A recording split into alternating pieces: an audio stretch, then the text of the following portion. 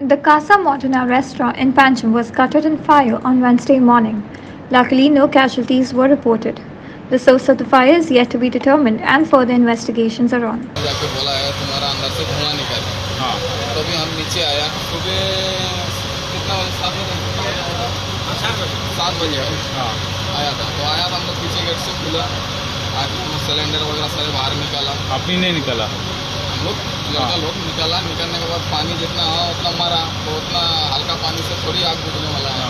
बाद में fire brigade बाहर निकाला बुलाया मैनेजर लोग को कॉल किया फ़ोन किया फायर ब्रिगेड वगैरह को बुलाया तो हमारे मैनेजर वगैरह लोग भी आया है 10 लोग आगे जल्दी उसको उधर हमारा किचन में आग किया नहीं जो कुछ हुआ आगे सब टेबल वगैरह सब जल इधर से जो सोफा ऊपर आपका ऊपर कंपार्टमेंट है ना ऊपर बैठ सकते हैं वो भी जल गए। अंदर में सब फर्नीचर था ना। हाँ वो फर्नीचर में आग मिशन था ना उसके ऊपर वाला भी जल गया ऊपर वाला कंपार्टमेंट तो गोटा मालूम नहीं कितना तो किया मालूम नहीं हम लोग तो इधर अभी नीचे है।